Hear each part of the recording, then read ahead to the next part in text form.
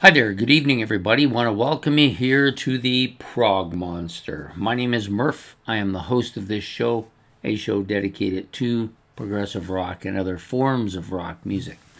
To be one of those other forms tonight. So I'm going back to doing this ranking the songs off an album. So this show will take over Saturday nights. I've tried a host of different shows, try to get something that really kind of interested me going. I decided to go back to this because with this, it always gets me to think about the songs. So we're going to go back to ranking the songs, and I'm going to do this the way I always do it, which is pick my least favorite all the way up to my most favorite. In this case, there's 9 tracks on the album, so it'll go from ninth to first, or worst to first, whatever you want to call it. The album we're doing today is the geilsband Freeze Frame. You get a look at it right there. Looks like Mr. Potato Head there watching a computer. And I think that's exactly what it is too. So this album came out in 1981, I believe. Many consider, well, commercially it's their biggest album by far. Whether it's their best album or not is kind of depending on what you like by them, eh? So this kind of is... along with Love Stinks, this is probably the one, though, that kind of most people know. It's kind of got that new wave feel to it, techno pop or whatever you want to call it feel to it. Not all the songs, of course, but enough of them to make it kind of have that kind of new wave feel. They did do one more album after this, I believe. But shortly after this, Peter Wolf, who is the vocalist of the band, left to go and perform his own solo career, leaving Seth Justman to take over lead vocals. So this band is named after the guitar player Jay Giles. He eventually was kind of replaced in the band. He actually took him to court because they were still using his name even though he wasn't in the band anymore. But apparently he didn't hold any grudges, and he's since passed away. Anyways, we're here today to rank the 9 tracks on this album in accordance with how I like them from my worst to my favorite. So the number 9 is Pest on the Wall. That's the last track on the album. It's a decent enough track. It's kind of the only bluesy track on the album, really. Bit of a heavy track as well. Piss on the Wall is kind of a stupid name for a song, but I guess they wanted to throw it in there. It's one of the shorter tracks, if not, I think it is actually the shortest track on the album. So they kind of ended off with the shortest, kind of bluesy track. Doesn't really fit in with the rest of the album, really, I don't think. But and then I never really cared much for this track either, so it's going to come in at number 9. Next up, in 8th place, is Insane Again. This is kind of a bit of a chaotic song. It's got a little bit of everything going on in it. It's not really a song that I've never actually really cared much for. I don't dislike it. There isn't any tracks on this album I dislike, actually. But this one's one of the weaker ones for sure. Number 8. Number 7, Angel in Blue. This is kind of a bit of a bluesy rock ballad, I guess. It's got that nice kind of bluesy feel to it. A nice kind of slow melodic ballad type track. By ballad standards, it's pretty good, though. I don't mind it. Definitely a step up from the first 2 tracks. So this will be number 7.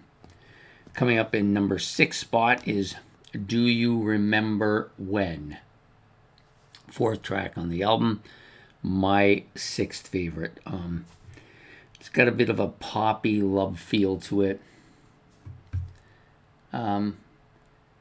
It's more poppy than Angel in Blue. Not as ballad-like, so more of a jump up from that. So I kind of liked it a little bit more. That much, not much. You could flip either of them, and it wouldn't be a big deal. Next up is the River Blindness. This is the 7th track on the album, but my number 5. It's kind of a more low-key track with some heavy kind of bass, kind of dominant, playing frontal here. Unusual. You don't get a lot, like there's bass on it, but this is the one track on the album that's most noticeable for that. And I kind of like the bass, and that's why this song is kind of mid-range for me, so it's number 5 here. Number 4, stepping up a game, is the second song on the track, Rage in the Cage. Nice catchy thing. Very guitar-oriented track, very catchy beat, heavy, fits well in with the frontal songs here. Definitely got that new wave edge to it, but a little heavier than some of the other tracks on the album, so it's going to be my number 4. Number 3, Flamethrower. I like this one just a little bit more. It's got a high energy pop track. You might almost say that this is a bit of a dance flavor to it. Very technical, very techno pop dance type music, I guess, as you maybe want to call it. But it's kind of catchy. That's the main reason I like it. Kind of a catchy track. So Flamethrower here at number 3. So then the top 2 tracks are going to be pretty obvious here. Freeze Frame. Definitely got that new age catch to it. Very kind of poppy. Keyboard dominated as well. Yeah, it's in the right location. Title tracks like this probably should be at the top of the album. You know, makes sense. If you're going to call your album Freeze Frame, you should put it at the front, and so that's where it is. It's a good kind of poppy track, very memorable. Vocals are good, easy to follow along with. So number 2. Number 1, of course, is going to be Centerfold. It wasn't really a competition for it.